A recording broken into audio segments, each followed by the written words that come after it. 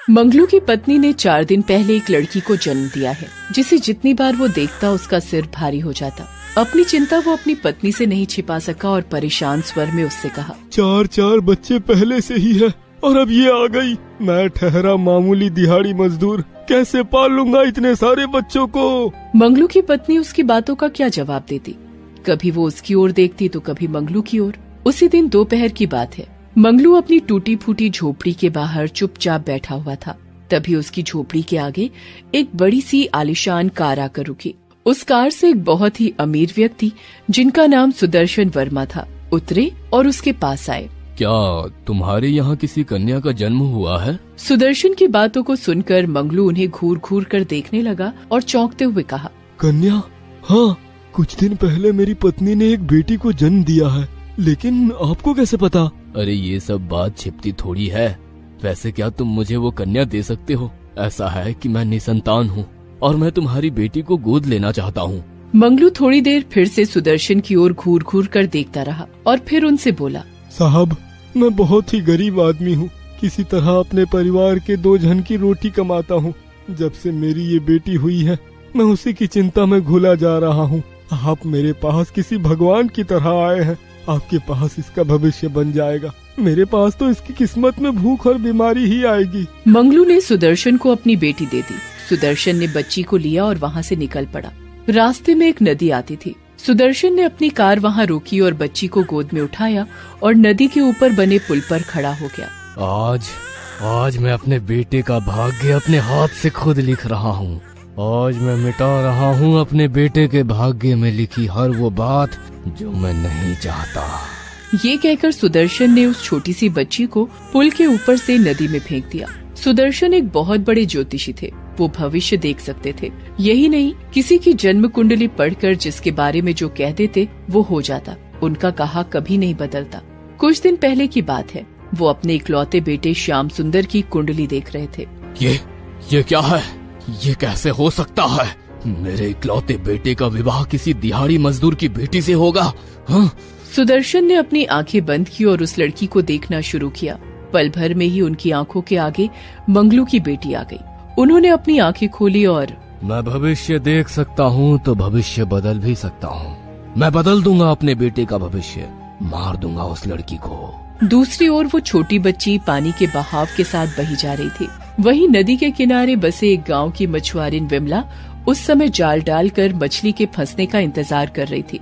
कितनी देर हो गई, आज तो एक भी मछली जाल में नहीं आई। तभी उसकी नजर पानी की लहरों के ऊपर आ रही उस बच्ची पर पड़ी, जो बेचारी लगातार रोई जा रही थी। अरे ये किसकी बच्ची है? किस निर्दयी ने इस बच्ची को पानी में डाल दिया? अरे जब पाल नहीं सकते तो पैदा क्यों करते हैं? विमला ने उस बच्ची को लहरों से निकाला। वो बेचारी बच्ची लगातार रोई जा रही थी। उसने उसे गले से लगा लिया। क्या हो गया? अरे क्या हो गया? क्यों रो रही है? भूख लगी है क्या? मैं हूँ ना, मत रो बेटी, मत रो। विमला के पति का 2 साल पहले देहांत हो गया था। उसका दुनिया में कोई नहीं था। उसने उस बच्ची को गोद ले लिया। विमला ने उसका नाम मीरा रखा। समय धीरे धीरे पंख लगाकर उड़ता गया। मीरा अब 21 साल की हो गई थी। इस बीच विमला की मौत भी हो गई थी। उधर ज्योतिषी सुदर्शन का बेटा भी अब जवान हो गया था। एक दिन की बात है, वो नाव की सवारी कर रहा था, तभी मौसम बहुत ही खराब हो गया। जोर जोर से आंधी चलने लगी और फिर मूसलाधार बारिश शुरू हो गई। ओह, इतनी तेज आंधी और तूफान, ऊपर से ये बारिश। तूफान और बारिश का वेग और बढ़ता गया और उनकी नाव डूबने लगी। श्याम सुंदर पानी के बहाव में कुछ देर तो हाथ पांव मारता रहा, फिर थक कर बेहोश हो गया और लहरों के साथ बहने लगा। उधर दूसरी ओर मीरा उस समय नदी में मछली पकड़ने के लिए आई थी, लेकिन तूफान के कारण वापस लौटने का सोच रही थी। तभी उसे श्याम सुंदर पानी में बहता हुआ दिखाई दिया। अरे ये कौन है? कौन बहता हुआ आ रहा है नदी के बहाव के साथ? मीरा तुरंत पानी में उसे बचाने के लिए उतर गई और लहरों से लड़कर उसकी जिंदगी बचा ली। श्याम सुंदर को जब होश आया तो उसने खुद को मीरा के घर में पाया। मैं कहाँ हूँ? आप कौन है? तब मीरा ने श्याम सुंदर को सारी बातें बताई, जिसे सुनकर श्याम सुंदर का दिल मीरा के प्रति प्यार से भर गया और उसने अपने प्यार का इजहार भी उससे कर दिया।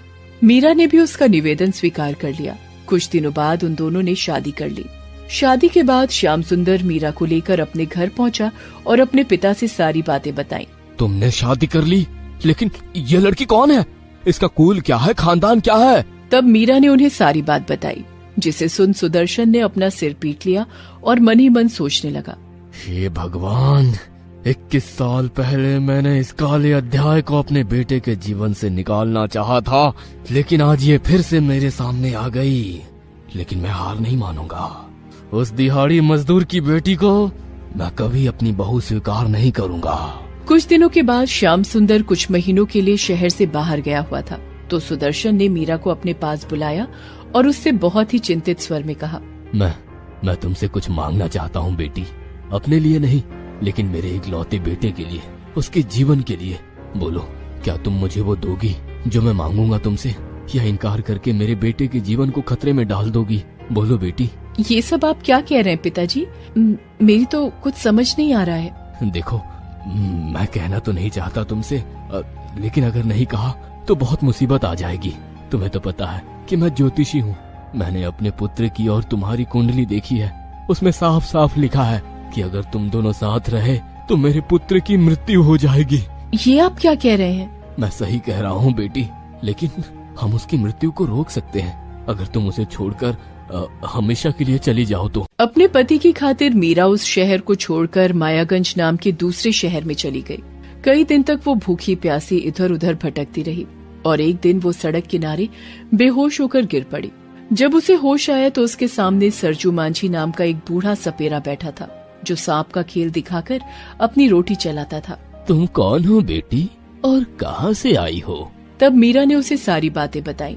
उसकी बात को सुनकर सरजू मांझी ने कहा, बेटी, जो भाग्य में लिखा होता है उसे कौन बदल सकता है? यही तुम्हारे भाग्य में लिखा था तो उसे तुम कैसे बदल सकती हो? वैसे भी तुम्हारा ये फैसला तुम्हारे पति के जीवन के लिए है, इसलिए इसे स्वीकार करो और नई जिंदगी शुरू करो बेटी। मीरा सरजू के साथ रहने लगी। वो उसी के साथ सांप का खेल दिखाती।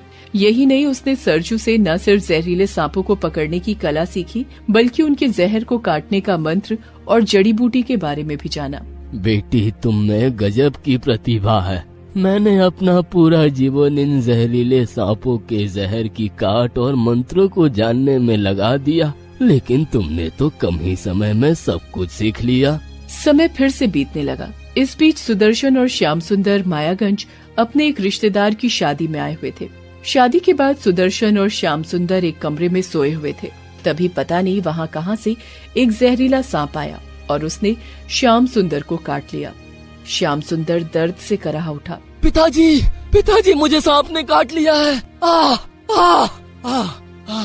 यह बोलते ही श्याम सुंदर के मुंह से झाग निकलने लगा और वो अचेत हो गया। सुदर्शन ने अपने पुत्र की जब ये स्थिति देखी तो उसका दिल जोर जोर से धड़कने लगा।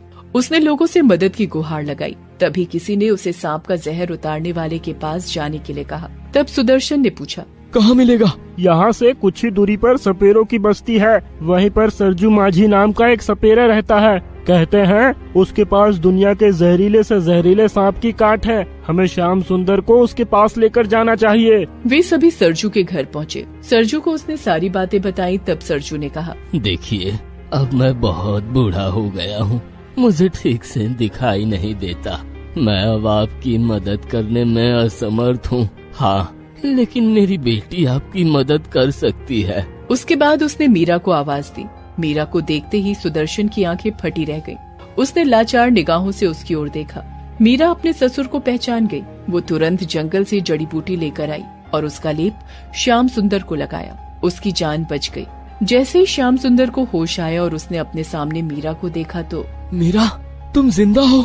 लेकिन पिताजी ने कहा था कि जब मैं शहर से बाहर गया हुआ था तो कोई जंगली जानवर तुम्हें उठाकर ले गया था। ये बात सुनकर मीरा ने अपने ससुर की ओर देखा तो सुदर्शन ने हाथ जोड़कर उससे कहा, तुम दोनों मुझे माफ कर दो। मैं तुम दोनों का गुनहगार हूँ, खासकर मीरा का। मैंने भाग्य के लिखे को बदलना चाहा, लेकिन मैं हार गया। मुझे माफ कर दो मीरा, मुझे माफ कर दो। उसके बाद सुदर्शन ने सारी कहानी उन दोनों को बताई, जिसे सुनकर श्याम सुंदर को अपने पिता से घृणा हो गई। तब मीरा ने अपने पति से अपने पिता को माफ करने को कहा। उसके बाद वो सभी खुशी खुशी रहने लगे। दोस्तों, आप हमारे चैनल को जरूर सब्सक्राइब करें